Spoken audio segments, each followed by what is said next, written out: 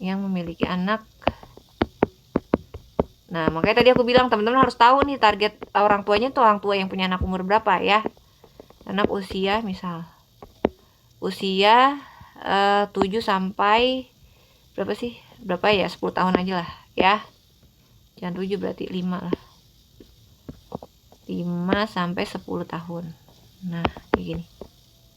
Misalnya ini target marketnya teman-teman ya. Nanti dia kasih tuh materi-materinya. Ini belum masuk cari ide konten. Nah, nanti teman-teman lihat aja nih. Akademik prestasi belajar, terus perilaku dan emosi. Nah, baru teman-teman pilih satu tema. Ya, biasanya dikasih banyak gitu. Pilih satu tema, baru teman-teman pilih nanti misalnya mau bahas yang ini. Kita dulu ya, tungguin sampai dia selesai dulu. Kalau nggak bisa. Tuh, banyak ya. Dia nanti ngasih-ngasih tuh. Baru teman-teman pilih salah satu untuk dijadikan ide konten. Bentar, aku bisa pilih yang ini. Nah, tinggal di sini buatkan ide konten dari keresahan perilaku dan emosi anak. Nah,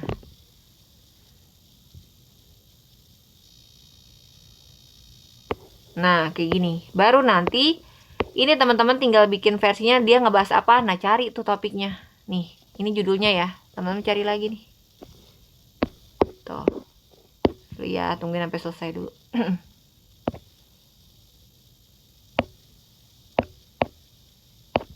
Tuh kan banyak ya, ada ide konten yang kayak gini, ada inspiratif yang langsung relate sama situasi orang tersebut, interaktif, kayak ada tanya jawabnya, storytelling juga bisa.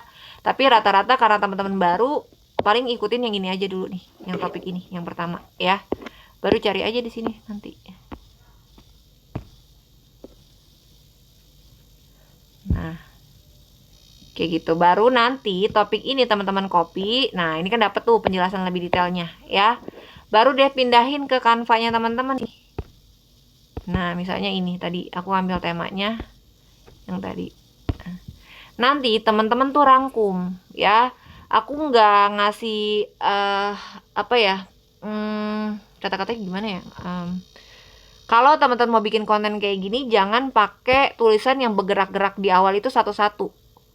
Ya, jadi misalnya kenapa muncul anak 1 usia 1 6 1 2 gimana? 6 1 tahun 1 gitu. Jadi masuknya satu-satu. Dari tulisan ini masuknya satu-satu tuh aku nggak rekomendasi. Kenapa? Karena ini tuh hooknya kita teman-teman. Kemungkinan itu lebih besar di skip daripada orang yang menontonin konten kita lebih lanjut, mau tahu lebih lanjut ditontonin sampai selesai. Jadi hindari bikin konten yang masuknya itu langsung satu-satu per kata-kata. Ya, jadi bergerak tapi munculnya satu-satu nih kan judulnya kenapa anak ini ya. Gitu ya. Nanti tapi dia masuknya satu-satu, bukan langsung. Jadi saran aku kalau untuk judul, untuk hook itu pertama teman-teman bikinnya langsung kelihatan semua aja. Kalau mau bergerak ya bikin aja yang begini, yang bergerak sekali. Misalnya muncul begini. Udah, jangan yang muncul dulu satu. Kenapa? Ntar kedua muncul anak kayak ketik-ketik gitu teman-teman. Itu aku nggak rekomendasi. Kenapa? Nanti keburu di skip kontennya teman-teman. Hasil kontennya teman-teman stuck, view-nya jadi jelek. Seperti itu. Paham nggak sampai sini? Paham banget, paham ya. Oke, jadi hindari jenis konten yang tulisan awalnya itu bergerak-gerak satu-satu ya, supaya orang udah tahu nih, oh ini topiknya ngebahas ini. Jadi dia mau nontonin juga lebih yakin. Oh, dia ngebahas kenapa sih anak usia 6 tahun suka membantah. Nah, nanti dia lanjutin nonton sampai selesai. Begitu. Nah, baru nanti topiknya teman-teman yang dapat dari sini jangan di-copy semua begini. Ya, puyeng orang yang ngeliatin konten teman-teman. Tiba-tiba nih ada tulisan begini. Panjang begini terus kagak ada jedanya ya, siapa juga yang mau nonton konten begitu, ngeliatin konten begitu. Jadi tugasnya teman-teman yang ngerangkumin ya apa poin-poinnya yang penting-penting. Kalau mau jelasin lebih detail, nah begini misalnya aku bikin kontennya seperti ini. Tadi aku ganti warnanya nih ya. Kemungkinan besar orang mau ngeliatin konten ngebacain sampai selesai itu sedikit banget ya. Jadi supaya nggak di skip konten teman-teman, dirangkum poin-poin apa aja yang penting, yang kira-kira oke, teman-teman taruh per materi. Kan kalau yang ini teman-teman lihat dia cuma kayak gini kan nih, 1 2 3 kayak gitu ya. Seperti itu kurang lebih teman-teman. Nanti gambarnya cari aja nih gambar yang cocok sama temanya yang teman-teman lagi bahas. Cari di elemen aja. Misalnya anak menangis ya. Anak menangis. Nangis. Nah, kayak gini. Nah, pokoknya apa temanya kira-kira cocok, gambarnya apa ya teman-teman taruh aja. Kayak gitu ya. Terus nanti kalau udah begini sesuaiin aja sama nih, teman-teman bisa diduplikat aja. Nanti tinggal diganti slide keduanya apa. Nah, teman-teman untuk jenis konten kayak gini tuh jenis kontennya cuma bisa 2 aja. Untuk tips parenting kayak gini tuh teman-teman cuma bisa bikin 2. Yang pertama itu slide foto. Jadi teman-teman nanti save-nya itu jadi kayak gini, jadi PNG. Jadi nanti hasilnya itu slide foto ya. Tahu kan ya teman-teman untuk carousel. Jadi per gambar itu ada nanti jadi di slide ke samping. Itu satu. Kalau mau bikin jadi video, dia bergerak sendiri keganti ke halaman keduanya. Simpennya jangan PNG, nanti disimpan aja jadi video nih. Tuh, video MP4. Ya, bisa. Nanti dia langsung jadi kayak konten begitu, teman-teman yang posting dia jadi video, tambahin lagu yang ada di TikTok aja. Udah deh selesai. Seperti itu. Baru kalau misalnya ini kan kita ngasih taunya poin-poin pentingnya aja. Kalau teman-teman misalnya mau jelasin, Kak, itu aku kurang jelas soalnya mau jelasinnya panjang, ya udah taruh aja di caption teman-teman. Gitu ya. Taruh di caption teman-teman, jangan lupa minta CTA. Kok lupa minta CTA? Maksud aku jangan lupa taruh CTA. CTA itu penting banget ya. Jadi mau konten teman-teman apapun itu harus ada CTA-nya. Karena emang sih sebenarnya itu kita setiap bikin konten itu nggak harus selalu jualan. Ya, ngebangun branding kita dulu. Terus nyari followers juga. Kita rajin konten itu biar nambahin followers, ngebentuk target market juga dari konten ya. Jadi banyak bikin konten itu banyak fungsinya, bukan selalu tentang jualan. Jualan itu nanti mengikuti kok, gampang. Kalau teman-teman sudah punya audiensnya, sudah punya followers yang oke, yang sudah beneran sesuai target marketnya teman-teman nawarin apapun pasti akan masuk. Gitu ya. Jadi fokus dulu pertama seminggu lah ya, kurang lebih bikin konten tanpa jualan. Nanti CTA-nya apa, Kak? Yang pertama, tawarin aja produk digital gratis. Tinggal teman-teman kasih persyaratannya, follow akun ini, komen aja kalau mau produk gratis. Teman-teman dapat followers, dia dapat produk digital gratis dari teman-teman. Ya. Terus teman-teman juga dapat komen. Ya, karena komen itu penting juga nih teman-teman. Jadi kalau dari komen itu teman-teman jadi bisa tahu nih kontennya teman-teman itu udah nyambung belum sama udah bener nggak ke target marketnya. Misalnya gini, teman-teman bikin konten tentang seputar tips parenting, tiba-tiba ada yang komen, Kak, caranya bikin Canva gimana? Kira-kira target marketnya teman-teman udah bener belum sesuai sasaran? Jawabannya enggak. Karena sebenarnya poin kita bukan lagi ngejelasin tentang Canva kan, kita lagi mau ngasih tips-tips parenting. Atau aku lagi bikin konten tentang produk digital, tapi yang komen ke aku itu nanyanya, Kak, gimana caranya nambahin keranjang kuning di TikTok. Nah, itu udah bukan niche aku tuh teman-teman. Ya, jadi berarti itu artinya kontennya teman-teman belum sesuai sama belum bener arahnya. Ya, karena teman-teman kontennya ya masih nyampur-nyampur. Kayak gitu. Kalau teman-teman udah tahu kontennya teman-teman benar, itu ya dari orang yang jadi apa yang teman-teman posting itu nyambung sama konten yang teman-teman lagi jelasin. Misal, kenapa anak usia 6 tahun mulai membantah? Yang komen itu, ya anakku juga suka begini bun, misalnya kayak gitu ya. Ini anakku banget nih. Nah, itu berarti kontennya teman-teman sudah sesuai sasaran, udah tepat sasaran. Kayak gitu. Tapi kalau di situ kontennya begini, terus tiba-tiba ada yang komen, komennya misalnya tadi aku bilang ya, cara bikin Canva gimana. Nah, itu teman-teman berarti masih belum spesifik, targetnya masih salah sasaran. Kurang lebih seperti itu untuk tahu kontennya teman-teman udah bener belum, udah sesuai target market kalian masing-masing atau belum. Begitu ya. Mungkin malam ini aku jelasin cara yang tips parenting sampai sini dulu. Nanti untuk lebih detailnya di minggu depan ya, hari Selasa. Jadi mungkin biar teman-teman dapat gambaran dulu aja.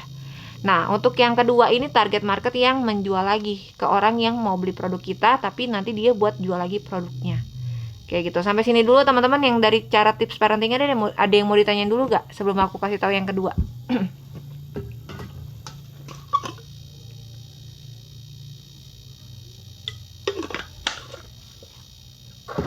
Lanjut dulu, Kak. Lanjut dulu ya, oke. Nah, kalau yang kedua ini, karena kita mau ngejualin produk yang bisa dijual lagi sama orang itu, kita bikin personal brandingnya itu sesuai background kita. Maksudnya gimana? Kayak aku nih. Personal branding aku karena aku ibu rumah tangga, ya aku jadinya ibu rumah tangga aja. Kalau teman-teman misalnya mahasiswa, terus teman-teman ngambil personal brandingnya karyawan, ngambil POV-nya karyawan, ini nggak akan nyambung, nggak akan relate. Jadi itu dulu ya yang teman-teman harus langsung harus dimasukin ya. Teman-teman pakai bikin kontennya itu nanti sesuai POV-nya teman-teman. Teman-teman sebagai karyawan bikin sesuai POV karyawan. Teman-teman sebagai working mom misalnya yang bekerja sambil punya anak gitu ya, mau tapi punya keinginan untuk bisa kerja di rumah tanpa ninggalin anak, ya teman-teman pakai POV itu. Atau di sini teman-teman misalnya mahasiswa yang mau punya penghasilan tambahan, ya pakai POV itu. Atau ada juga teman-teman yang sudah jadi karyawan tapi gajinya masih kurang, mau cari tambahan, nah itu pakai POV itu juga. Jadi sekali lagi itu tergantung posisi atau backgroundnya teman-teman dulu ya. Jadi nggak bisa kalau misalnya aku ibu rumah tangga tiba-tiba aku mau ambil POV-nya mahasiswa, ya nggak nyambung, nggak akan relate gitu. Paham nggak dulu sampai sini teman-teman? Kak, kalau maksudnya POV itu gimana ya? Oke, POV ini point of view. Jadi misalnya gini, aku ibu rumah tangga. Nih, aku jadi di konten aku jadi ibu rumah tangga.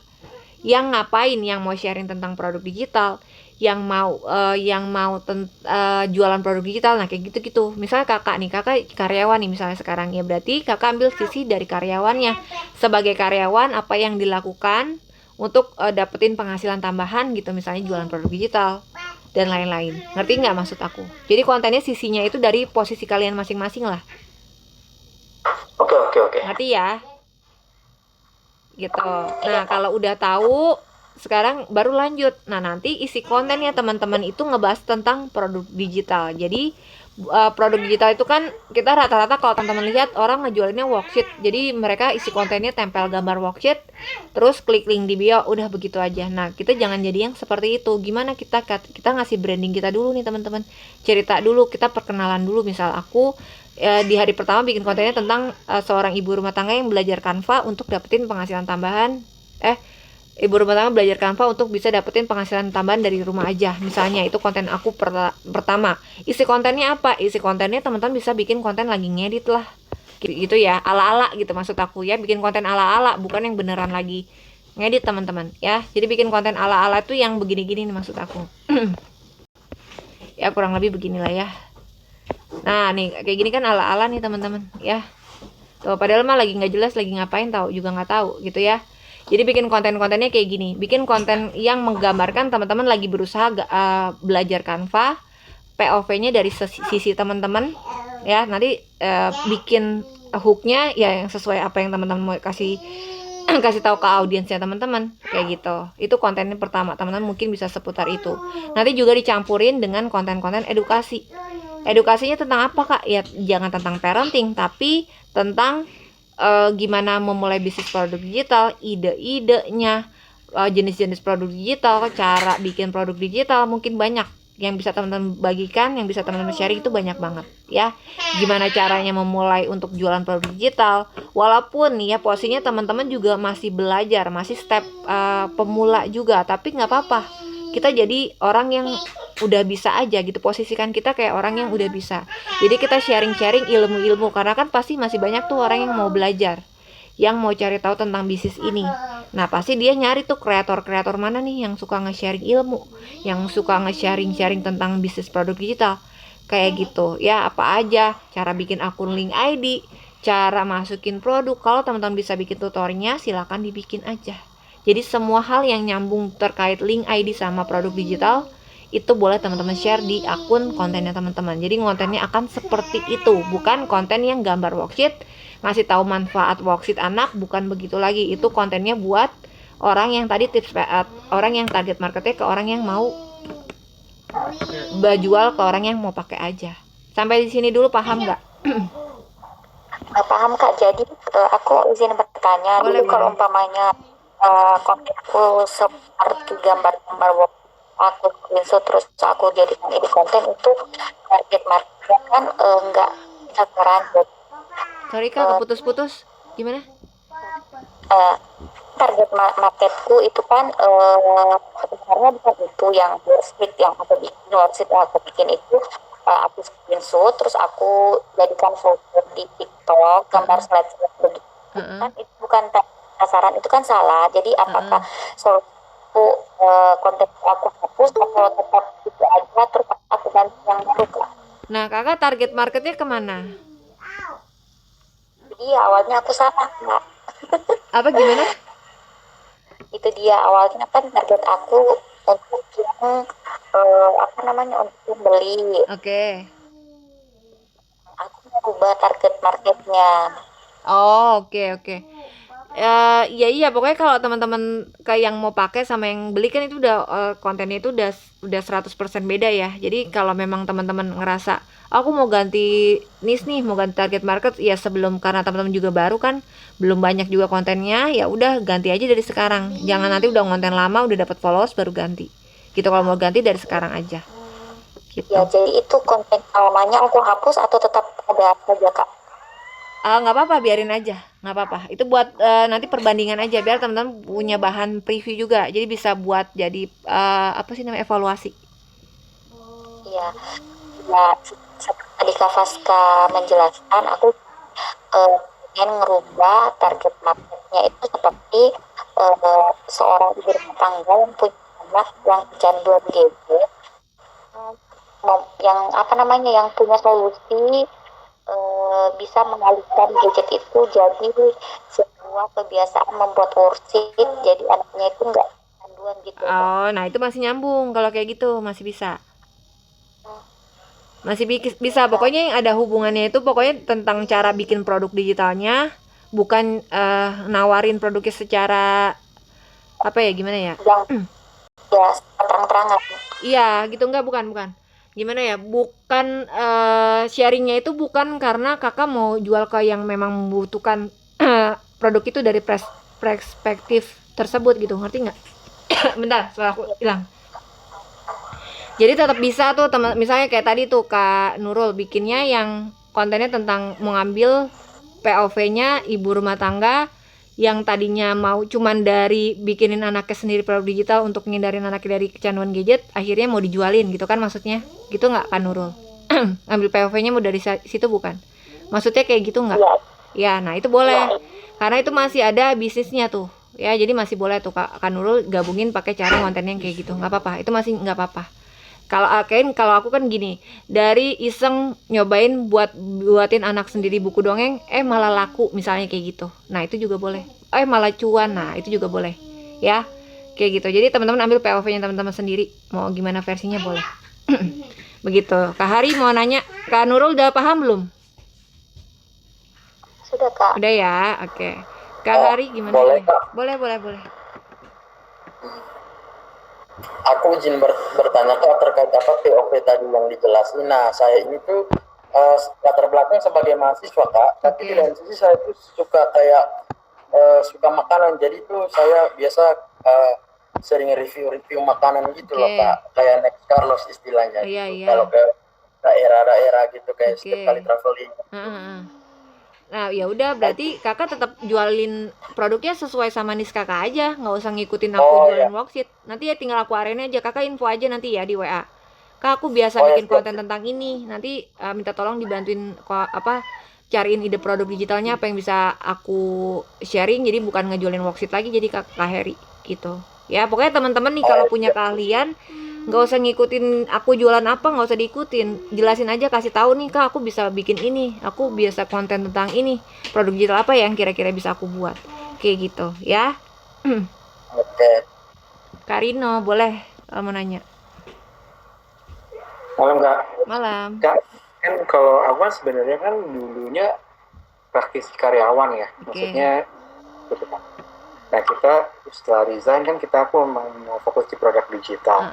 Nah kalau aku lihat sekarang untuk kita ngebuat produk digital dengan niche-nya aku, banyak banget buat tapi akhirnya nggak kepake kan. Maksudnya aku pernah beberapa kali baca produk digital orang, akhirnya ini apa sih sebenarnya nggak perlu dijelasin gitu kan. Maksudnya banyak orang yang ya udah gitu. Jadinya malah di bohongin orang lah kasarnya gitu ya, karena nggak ada dagingnya gitu. kalau misalkan aku berangkatnya adalah dari afiliasi dari produk-produk atau e-course atau produk e-book yang sudah ada, yang sudah teruji gitu ya. Oke. Maksudnya kita ambil beberapa di Link ID kan, Iya. beberapa produk sudah teruji tuh. Nah, itu yang aku jadiin e-book gimana Kak? Gitu. Jadiin e-book tuh maksudnya gimana? Kakak mau afiliatin atau?